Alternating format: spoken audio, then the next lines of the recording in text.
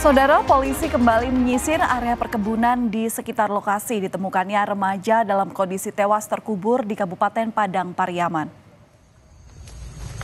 Polisi dan warga kembali mendatangi tempat kejadian perkara untuk mengejar pelaku. Sejak hari Rabu malam, pencarian ini dilakukan hingga dini hari.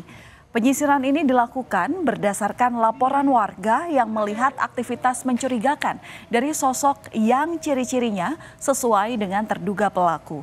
Namun penyisiran dan pengejaran belum membuahkan hasil. Dan hari ini polisi kembali melanjutkan pengejaran dan penyisiran dengan menambah jumlah personel dan memperluas area pencarian.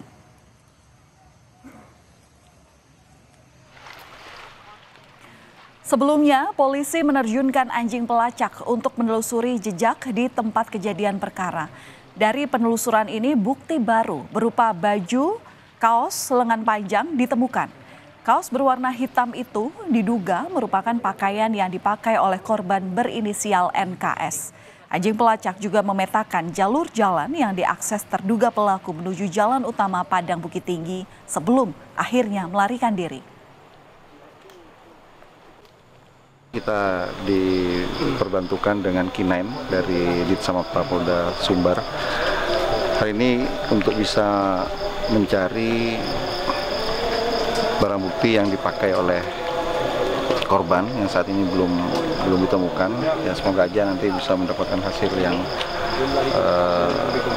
sesuai dengan apa yang dipakai oleh korban. Selama pencarian ada temuan atau Tadi udah ada beberapa jenis pakaian yang kita nanti konfirmasi ke pihak keluarga. Saudara, sosok yang diduga korban terekam sebuah video amatir oleh warga. Korban di sini terlihat sedang menjajakan gorengan. Peristiwa ini diduga terjadi pada awal September sebelum korban ditemukan tewas pada 8 September silam. Sementara itu kakak korban memastikan baju yang ditemukan sebagai petunjuk baru merupakan pakaian yang terakhir kali dipakai oleh korban.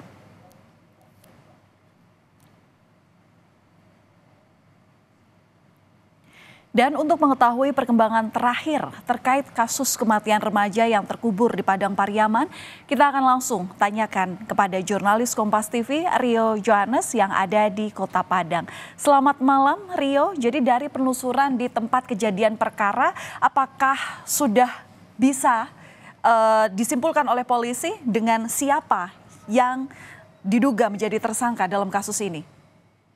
Ya, Valen dan juga saudara, itu sejak Kamis Kamis dini hari, yaitu pihak kepolisian sudah melakukan pencarian di area TKP. Mereka kembali melakukan penyisiran di area tersebut karena ada laporan warga yang melihat aktivitas mencurigakan di mana orang yang dilihat itu ciri-cirinya menyerupai seperti terduga pelaku, sehingga dilakukan pencarian hingga Kamis dini hari. Namun memang dalam hal ini pihak kepolisian belum berhasil mendapatkan atau menangkap terduga pelaku tersebut. Pada Kamis pagi tadi hingga hari ini, malam ini, yaitu pihak kepolisian juga masih terus melakukan pencarian, memaksimalkan pencarian dengan menambah jumlah personil dan melakukan pengepungan di area perkebunan itu. Dan memang sampai sejauh ini pihak kepolisian belum dapat menemukan terduga pelaku ini. Dan untuk identitas dan ciri-ciri pelaku itu sudah dikantongi oleh pihak kepolisian. Demikian, Valen.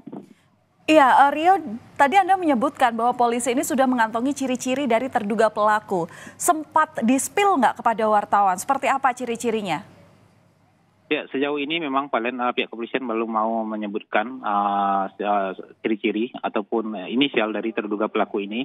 Terduga pelaku ini didapatkan berdasarkan dari keterangan saksi-saksi yang sudah dilakukan pemeriksaan oleh pihak kepolisian dan memang didapati satu terduga pelaku. Dan untuk peristiwa ini, kasus ini memang pihak kepolisian selain tidak menyebutkan identitas dan ciri-ciri pelaku, juga tidak menyebutkan berapa jumlah terduga pelaku ini dalam yang menyebabkan tewasnya gadis penjual gorengan di Kabupaten Padang Pariaman ini. Demikian, Valen.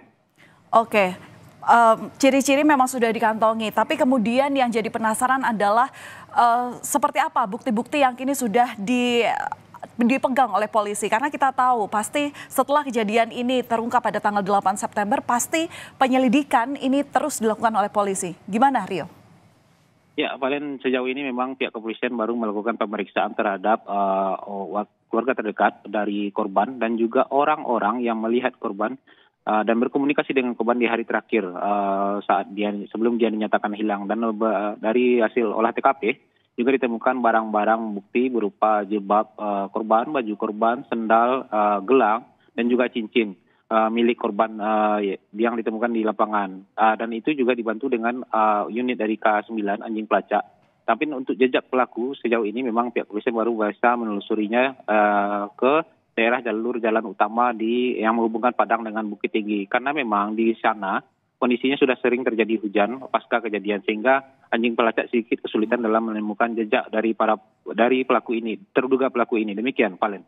Iya, tentu yang ditunggu oleh masyarakat adalah bagaimana kemudian polisi ini bisa mengungkapkan hasil dari penyelidikan secara transparan kepada publik.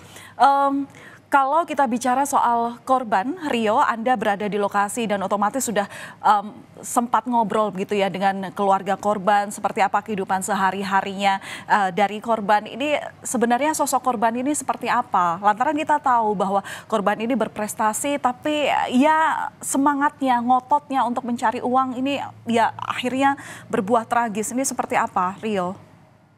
Ya, Valen dan juga saudara, memang sosok korban ini di mata kerabat, di mata warga sekitar, dan juga di mata keluarga, dia adalah sosok anak yang rajin, patuh kepada orang tua, dan juga dia adalah pekerja keras. Dia sadar sosok anak yang sadar diri karena berasal dari keluarga yang kurang mampu, sehingga dia juga ikut membantu untuk mencari uang untuk membantu perekonomian keluarga. Dan tidaknya uang yang dia cari bisa untuk memenuhi kebutuhan belanja dia sehari-hari. Korban ini juga berprestasi di sekolahnya sejak SD. Dia selalu mendapatkan ranking di kelas sehingga dia sering mendapatkan beasiswa. Dan pada tahun ini pun dia mendapatkan beasiswa KIP di salah satu universitas swasta di Kota Pariaman. Dan dia sejauh ini dari informasi yang disampaikan pihak keluarga, dia tengah gencar giatnya bekerja. Tidak hanya menjual gorengan, bahkan dia juga mau menjadi kuli panggul untuk mendapatkan uang, karena dia membutuhkan laptop. Dia ingin membeli laptop untuk menunjang proses perkuliahannya nanti. Namun sayang memang saat ini cita-citanya kandas karena dia nyawanya dihabisi oleh orang yang tidak bertanggung jawab. Dan untuk prestasi tidak hanya di bidang pendidikan, dia juga berprestasi di bidang olahraga karena dia salah satu atlet pencak silat, dan bahkan dia pernah meraih juara 2 di ajang silat yang di tingkat provinsi. Demikian, Valen. Baik, terima kasih atas laporan Anda, Rio Johannes, langsung dari Padang. Kita doakan bersama agar polisi segera menemukan titik terang daripada kasus ini sehingga bisa membuat keluarga lega dan yang penting bertanggung jawab untuk kemudian mengungkapkan hasil penyelidikan dari kasus ini kepada publik. Terima kasih atas laporan Anda.